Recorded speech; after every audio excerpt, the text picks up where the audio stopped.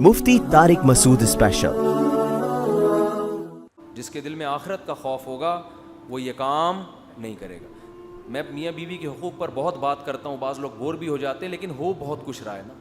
چند دن پہلے خاتون آئی، اس کا میاں اس کو اتنا مارتا ہے، اتنا پیٹتا ہے کہ اس کو اس کے نیل پڑ جاتے ہیں جسم پہ، جنگلیوں کی طرح مارتا ہے اس کو۔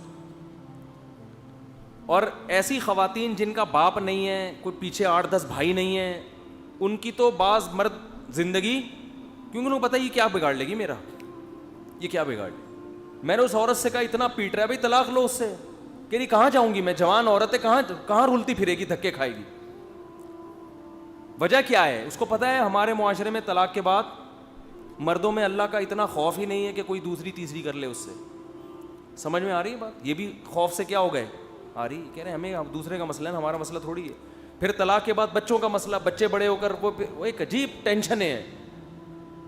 تو ان کا حل بہت سارے ہیں حل، لیکن اصل حل تو یہ ہے نا کہ شوہر ایسا نہ کرے نا، اصل تو یہ حل ہے نا۔ وہ تو پھر طلاق یا خلا وہ تو بات کی چیز ہے، اصل کیا ہے؟ یہ ظلم کس کی طرف سے ہو رہا ہے؟ یہ مرد کی طرف سے ہو رہا ہے۔ میں یک طرفہ باتیں سن کے متاثر نہیں ہوتا جلدی کسی سے۔ آپ نے تو خاتون کی بات سنی، میاں کی تو سنی نہیں۔ بھائی میاں جتنا بھی ٹھیک ہو، یہ تو نہیں ہے نا کہ جانوروں کی طرح صبح شام کوٹتا پیٹتا رہے، اتنا تو کسی کو شریعت آگے جانے کی اجازت نہیں دیتی نا۔ تو وہ بیچاری اتنی گھبرا رہی تھی کہ میرے میاں کو پتہ چل گیا کہ میں آپ کے پاس آئی ہوئی ہوں، اب مجھے نہیں چھوڑے گا وہ، اب اور مارے گا مجھے کہ کسی کے پاس جا کے اپنا دکھڑا کیوں سنایا۔ تو میں نے تو کہا ادھر تھانہ ہے، وہاں جا کے بندے کو بند کرا دو۔ اس نے کہا بند کرانے کے بعد کیا ہوگا، پورا سسرال ہے پیچھے کھڑا ہوا ہے۔ تو حقیقت یہ ہے کہ چاہے عورتیں بھی کر رہی ہوتی ہیں، پیٹ نہیں رہی ہوتی لیکن اور طرف سے ٹارچر کر رہی ہوتی ہیں، حقیقت یہ ہے کہ قانون کے ذریعے آپ ایک دوسرے کے حقوق ادا نہیں کروا سکتے۔ قانون کی پہنچ یہاں تک نہیں ہوتی، قانون کو پتہ نہیں ہوتا ہو کیا رہا ہے گھروں کے اندر۔ اللہ کا خوف اور آخرت کا خوف دل میں نہیں ہوگا، اس وقت تک ایک دوسرے کے حقوق ادا کرنے کے لیے لوگ تیار۔ اب کیونکہ یتیم بچی سے شادی کر لی نا باپ ہے نہ ماں ہے، تو پتہ ہے پیچھے پوچھنے والا کوئی ہے ہی نہیں، اس کو لا کے ایسے بے یار و مددگار گھر میں پھینک دیا جا کے، نہ تمیز سے بات کر رہے ہیں اس سے، نہ اس سے جناب کوئی حقوق ادا کر رہے ہیں۔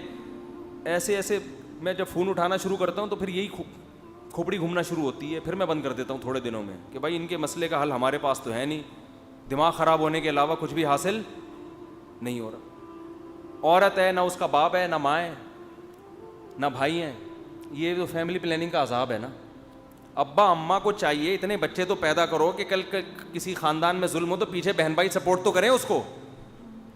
بہن بھائی ہوتے ہی نہیں ہیں، ایک آدھ ہو گیا وہ بھی بیچارہ وہ اپنے مسائل حل کرے گا یا آپ کے؟ ہول سیل کے حساب سے جب بہن بھائی ہوتے ہیں پھر عورت پہ ظلم کرنا آسان بولو نہیں ہوتا۔ پھر وہ کوٹ کے دکھائے، پیچھے 6 سالے آ جائیں گے، بولیں گے تو سالوں کے ڈر سے حقوق ادا کرے گا وہ۔ نہیں آ رہی میرا خیال ہے بات سمجھ۔ تو حکیم الامہ نے لکھا ہے کہ ایسے خاندان میں نا جہاں لڑکی کے بھائی ہوتے ہیں وہاں پھر حقوق ادا ہونے کا امکان زیادہ ہوتا ہے۔ ان کو پتہ ہے کہ یہ پوچھیں گے آ کے، یہ بھی چترول لگا سکتے ہیں۔ اب خام خواہ میں بہنوئیوں کو کوٹنا نہ شروع کر دیں جا کے۔ تو کیا ہے کہ اللہ کا خوف۔ ہاں عورت ہے جس کا ابا نہیں ہے، اب کیا ہے بیوی سے کموا بھی رہا ہے، کما کے بھی خود لے کر آؤ گی، وہ بچوں کی وجہ سے مجبور ہو جاتی ہے کہ میں ان بچوں کو لے کے کہاں گھوموں گی، بچوں کی وجہ سے کوئی شادی بھی نہیں کرے گا۔ جو مالدار گھرانے ہیں نا وہ تو سروائیو کر جاتے ہیں، کوئی بات نہیں، اپنے گھر بٹھا لیا کوئی غریب گھروں کے مسائل بہت خطرناک ہیں۔ آپ کہہ سکتے ہیں بھائی کوئی بات نہیں، گھر آ کے ابا کے گھر کھائے نا، وہ ابا کہہ رہے ہیں میرے پاس کھانے کو روٹی نہیں ہے، یا ابا ہے ہی نہیں۔ اکثر تو ان کے ساتھ ہوتا ہے جن کے ابا ہی نہیں ہے، تو وہ کیا کرے گی بھائی پھر؟ وہ تو بڑے مسائل ہیں۔ لبرل لوگوں کے پاس ایک ہی حل ہے کہ سب کو جاب پہ لگا دو، سب کو کیا کر دو، جاب پہ۔ جب آپ نے سب کو لگا دیا نا تو یہ خاندانی نظام تو ہو جائے گا آہستہ آہستہ تباہ، تو کھانے پینے کا تو انتظام ہو جائے گا، پھر حلال حرام کا فرق بولو ختم۔ تو چونکہ آپ کی نظر میں یہ کوئی مسئلہ ہی نہیں ہے کہ آپ کی نظر میں کوئی سیاستدان ہوٹل میں کچھ کرتا ہوا پکڑا جائے تو کوئی بات نہیں، یہ ان کا نجی معاملہ ہے، آپ ان چیزوں کو تو اور اس کی میں یہ جو ابھی واقعات آ رہے ہیں نا، فنکار کی ایک اور بڑے مشہور فنکار تھے، ان کی موت واقع ہو گئی، مجھے کسی نے کہا کلپ رکھ، میں نے کہا یار یہ موتیں تو چلتی رہیں گی، یہ تو نیچرل ہے نا. آج میں پودے لگانے کے لیے نا وہ کھود رہا تھا، مجھے بڑا شوق ہے پودے لگانے کا. تو میں وہ بیلچے سے نا زمین کھود رہا تھا، اس میں آم کا پودا لگا رہا تھا. جب میں کھود رہا تھا تو میرے ساتھ کچھ لوگ لڑکے کھڑے ہوئے تھے. تو میں نے کہا دیکھو ایک دن آئے گا، میں نے یہ اپنے ایک لڑکا میرا شاگرد ہے ساجد نام ہے، میں نے کہا دیکھ تیری بھی قبر کھد رہی ہوگی ایک دفعہ، اسی طرح کھد رہی ہوگی، اور میں نے کہا میری بھی کھد رہی ہوگی، سامنے جنازہ پڑا ہوا ہوگا. بھائی اسی طرح بیلچے سے کھود رہے ہیں. درخت لگانے کا بھی وہی طریقہ ہے جو قبر کھودنے کا ہے. بھائی کھودنے کا اسٹائل تو دونوں میں کیا خیال ہے، ایک ہی سیم ہی ہوتا ہے. تو میں نے کہا یہ جو بیلچہ آج میں لے کے مٹی یوں نکال رہا ہوں، ایک دن آئے گا میں یہاں لیٹا ہوا ہوں گا اور اسی طرح سے مٹی بیلچے سے نکالی جا رہی ہوگی. یہ تھوڑا کم گہرا گڑھا ہے، تھوڑا سا زیادہ ہوگا، اور لمبائی میں بھی تھوڑا زیادہ ہوگا. یہ ہم چھوٹا اس لیے کر رہے ہیں کہ پودے اتنا ہی ہے، اس کے لیے اتنا گڑھا کافی ہے. ہمارے لیے تھوڑا سا لمبا گڑھا چاہیے ہوگا اور تھوڑا سا گہرا کہ نکل نہ جائے کہیں. تو میں نے کہا دیکھ لے بھائی کل ہمارے اوپر بھی یہ ٹائم آنے والا. 2-4 دفعہ میں نے کہا، پھر میں خاموش ہو گیا. میں نے کہا ادھر ہی نہ کوئی گر جائے بیچارہ خوف سے. 4-6 لوگ کھڑے ہوئے تھے. میں نے پھر بار بار پھر دوسرا پودا لگایا. میں نے کہا دیکھ لے بھائی اسی طرح بیلچا ہوگا، ہم لیٹے ہوئے ہوں گے. یہ ایسی خبر ہے کہ کسی کا باپ بھی اس خبر کو ریورس نہیں کر سکتا. یہ ہوگا. اور ہم کتنے بیوقوف ہیں یار. میں تو دوسروں کو نہیں، میں تو اپنے آپ کو کہتا ہوں. اتنی بڑی حقیقت ہمارے سامنے، بیلچے پکڑ کے کھود رہے ہوتے ہیں، دوسروں کے جنازوں پہ تبصرے کر رہے ہوتے ہیں. آج فلاں اداکار مر گیا، آج فلاں بزرگ کا انتقال ہو گیا. بھائی تو بھی مرے گا، کوئی نیا کام نہیں ہوا ہے. تو مرنا بھائی سب نے ہے. تو اتنی بڑی حقیقت ہے، لیکن ہم گھننے بنے ہوئے ہیں اور اس حقیقت سے ایسے آنکھیں بند کر کے بیٹھے ہوئے ہیں وہ مر گیا، ہم نے نہیں مرنا. اور قیامت کی جو ہولناکیاں تو اللہ بعد میں بیان کر رہا ہے. ہماری قیامت تو موت ہے نا، مر گئے تو بس آ گئی. ہمارے لیے تو اب قیامت ہونا نہ ہونا کیا ہے، یہ دوسرے درجے کی چیز ہے. ہم تو مر گئے تو یہ تو مزے تو ختم نہ سارے. یہ شادیاں مادیاں سب ٹاپک، طلاق یافتہ بیوہ کنواریاں بچے، یہ سارے ٹاپک کیا ہو جائیں گے. تبھی مجھے لوگ کہتے ہیں مفتی صاحب اب آپ دیکھو یار اب زندگی کا کوئی بھروسہ نہیں ہے باپ. پھر وہ یعنی کیا یہ شادیاں وادیاں. تو میں کہتا ہوں یار زندگی کا کوئی بھروسہ نہیں، اس میں چاہتا ہوں جلدی سے شادی ہو جائے. ہم تھوڑا سا الٹے دماغ سے، اصل میں یہ سیدھا دماغ ہے، لوگوں کو کیا لگ رہا ہے الٹا لگ رہا ہے. اب ایک آدمی خود الٹا کھڑا ہو کے لوگوں کو دیکھ رہا ہے تو اسے سب کیا لگیں گے الٹے. اس کا حل یہ نہیں کہ سب کو الٹا کر دو، اس کا حل یہ کہ اس کو سیدھا کر دو. سمجھ رہے ہو. تو ہم یہ اس لیے کہہ رہے ہیں کہ ہمیں پتہ ہے یہ چیزیں آخرت میں ذخیرہ بن سکتی ہیں. تو لوگ ایک بات اور کہتے ہیں، ایک اشکال کا جواب دے کے بس ختم کرتا ہوں بات. یہ بھی بہت سے لوگ باتیں کرتے ہیں کہ جن کی 4 بیویاں ہوں وہ مر جائیں تو 4 عورتیں بیوہ ہو جائیں گی، اتنے بچے رل جائیں گے، اس لیے ایک ہی شادی کرو تاکہ مرو تو ایک عورت کا نقصان ہو، 4 کا نقصان نہ ہو. بات آ رہی ہے سمجھ میں. اس کا جواب یہ ہے کہ ایک آدمی کی 4 ہوں اور وہ مر جائے تو 4 کا نقصان اس لیے نہیں ہوگا کہ یہ مرا کیوں، اس لیے ہوگا کہ معاشرے میں تعدد زوجات کا رواج نہیں ہے. ایک ہی آدمی تھا جس کو 4 کا شوق تھا، اس کے علاوہ کسی کو شوق نہیں ہے. سمجھ میں آئی بات. اگر باقیوں کو بھی ہوتا تو ایک مرتا تو ان بیوہ طلاق یافتہ عورتوں سے دوسرے لوگ شادی کرتے. تو مرنے سے اسلامی معاشرے میں کبھی بھی کوئی عورت کے لیے مسئلہ کھڑا نہیں ہوا ہے. یہ ہمارے معاشرے میں اس لیے ہو رہا ہے کہ ایک آدمی اگر 4 کی بھی بالفرض لاہور میں کسی نے 4 کر لی، انا للہ ہو گیا اس کا، تو اس کی 4 جوان عورتیں جو برباد ہوں گی وہ اس لیے نہیں کہ اس کا انا للہ ہوا ہے، وہ اس لیے کہ معاشرے میں بیوہ عورتوں سے نکاح کا رواج ہے ہی نہیں. حضرت جعفر طیار جوان تھے بالکل، 4 بیویاں تھیں، غزوہ موتا میں شہید ہو گئے تو 4 جوان عورتیں بیوہ ہوئی نا.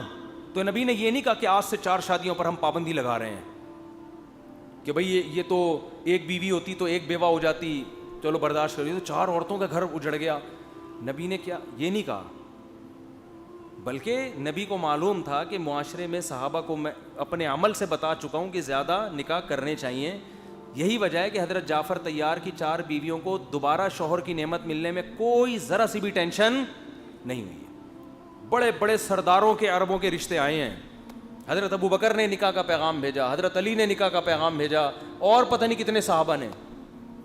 کیونکہ حضرت ابو بکر پہلے سے میرڈ تھے، ان کو پتا تھا ایک نہیں اس کے بعد بھی ہو سکتی ہے، یہاں کرو دوسری. اور ان کے لیے سوکن کو برداشت کرنا بھی آسان تھا کیونکہ پہلے سے وہ سوکن والی لائف بولو نا گزار نہیں تھی. تو ان کے لیے آسان تھا, ابو بکر نے کر لی ان سے, حضرت علی کے رشتے کو انہوں نے مسترد کر دیا. پھر جب بعد میں حضرت ابو بکر کا انتقال ہوا ہے تو حضرت علی نے دوبارہ پیغام بھیجا, اس دفعہ انہوں نے حضرت علی سے کر لی. تو یہ ہمارے معاشرے کی ٹینشن ہے کہ 4 کسی کی ہوں, مر جائے تو ان کا کیا ہوگا. تو اس کا حل یہ نہیں ہے کہ 4 نہ کرو, نہ یہ حل ہے کہ مرنے ہی نہ دو. مرے گا تو 4 والا بھی مرے گا, 1 والا بھی مرے گا, 2 والا بھی مرے گا. موت کا تو کوئی بھروسہ نہیں ہے, کون کسی بھی ٹائم پہ کوئی بھی جا سکتا ہے. اور ضروری نہیں ہے کہ 80 سال میں جا کے مریں, آپ جوانی میں بھی بیٹھے بیٹھے لیٹ سکتے ہیں. میں نے ایسے واقعات دیکھے, ادھر کھانا کھایا لیٹ گئے, ہم سمجھے شاید قیلولہ فرما رہے ہیں. میرے خاندان میں نہیں ہوا, کسی اور کا واقعہ بتا. گھر والے سمجھے کہ شاید پتہ چلا جی یہ تو انا للہ ہو گیا ان کا, کیونکہ جوانی میں جو اٹیک ہوتا ہے وہ تو پہلا اٹیک ہی مار دیتا ہے آدمی کو. تو بھائی انا للہ کے اتنے چانسز ہیں نا ہر آدمی کے, پوری دنیا میں بھی چانسز ہیں, اور پاکستان میں اور زیادہ, اور کراچی میں اور بھی زیادہ. کراچی میں تو اتنے زیادہ, ہر کھمبا کہہ رہا ہوتا ہے کہ مار دوں گا میں تجھے. ہر کھمبا آگے بڑھ بڑھ کے گلے مل رہا ہے کہ بارش کے دنوں میں ہر کھمبے کی خواہش ہے کہ آ جا میں تجھ سے گلے ملتا ہوں. ہم بچ بچ کے جا رہے ہوتے ہیں کہ یار میں گلے نہیں مل سکتا تجھ سے. اتنے موت کے, بارش میں تاریں گر جاتی ہیں, ایکسیڈنٹ ہو جاتے ہیں, چیتھڑے اڑ جاتے ہیں, کوئی ٹرک کے نیچے آ گیا. کراچی میں ٹرک کتنے خطرناک ہیں. چند سال پہلے ایک واقعہ ہوا تھا, یہ نہیں کرینیں جا رہی ہوتی, یہ جو جا رہا ہوتا ہے بالکل ہی وہ بچھو کی طرح نہیں آگے ڈنگ, کیا اس کو کرین ہوتی ہے ایک بڑی خطرناک. ایک لڑکا ہیلمٹ پہن کے بائک پہ جا رہا ہے, وہ کرین کا نا تھوڑا سا وہ اس کے سر پہ لگا, کھوپڑی اتر کے بیچارے کی دور جا کے گری ہے. کتنے حادثے ہیں یار. تو بائکوں پہ حادثے, گاڑیوں میں حادثے, جتنا بھی بچو. جہاز گر جاتے ہیں زمین پہ. جنید جمشید کو کسی نے کہا, کوئی خواب و خیال میں بھی ہوگا کہ میں وہاں سے آ رہا ہوں تو ابھی میرا جہاز گرے گا. تو بھائی موت کے اتنے ذرائع ہیں کہ نہیں لڑ سکتے. آپ موت سے بچنے کی تدبیریں کریں, شریعت کا حکم ہے, تیار ہر وقت رہیں. جب بھی کدال لے کے کھودا کریں نا, کوئی بولے بیٹا تو بھی کھودے گا ایک دن, بتا دوں میں. تو زیادہ دنیا سے دل لگانے کی بالکل بھی ضرورت نہیں ہے. عیاش آدمی بہت ٹینشن میں مرتا ہے دنیا سے جاتا, وہ چھوڑنے کا دل نہیں چاہ رہا ہوتا. جس نے اللہ سے لو لگائی ہوئی ہے, نماز میں دل لگایا ہوا ہے, اس نے اللہ سے مانگتا رہتا ہے, اس کی موت بڑی اچھی ہوتی ہے. تو کہتا ہے یار ہم تو اسی وجہ سے تو نماز پڑھ رہے تھے, ہمیں پتہ تھا کہ ایک دن جانا ہے, تو اب آ گیا وہ ٹائم. تو موت سے نہیں لڑ سکتے بھائی, بہت ہی. تو یہ خام میں ڈپریشن ہی ہوگی اس سے. حضرت کہتے ہیں نا, حضرت موسیٰ علیہ السلام سے کسی نے پوچھا, اب پتہ نہیں یہ واقعہ مستند ہے یا نہیں, لیکن اس سے جو سبق ملتا ہے وہ بہرحال مستند ہے, کہ اگر یہ حادثات تیر ہوں اور چلانے والا اللہ ہو تو ان تیروں سے ہم کیسے بچیں. ظاہر ہے نہ تو چھپ سکتے ہیں نہ لڑ سکتے ہیں. تو انہوں نے کہا تیر چلانے والے سے دوستی کر لو, اور ہمارے پاس کوئی حل نہیں. موت سے ہم بچ نہیں سکتے, دوستی کر سکتے ہیں. یہ ایک ایسا دشمن ہے, یہ یعنی آپ کے پیچھے کوئی لگ گیا ہو اور پکڑ کے اس نے مارنا ہی ہے, تو بہتر ہے اس سے فون کر کے سلام دعا کر لو, بھائی میں خود ہی گرفتاری دے رہا ہوں تجھے, مارنا پیٹنا نہیں, دوستی کر لے میرے سے. تو موت ایک ایسی یعنی شے ہے کہ دوست بنانا چاہو تو دوست بن کے گلے ملے گی, دشمن بنانا چاہو تو آئے گی اپنے ٹائم پہ. تو دوستی کسے کہتے ہیں موت سے؟ بھئی اللہ کو راضی کر لو, کیونکہ موت کا مالک کون ہے؟ یہ تیر اللہ کے ہاتھ میں ہے. تو اللہ سے دوستی لگا لو گے تو فرشتے آئیں گے موت کے وقت, جیسے قرآن بیان کر رہا ہے, خوبصورت موت ہوگی اور خوشی ہوگی مرنے کی.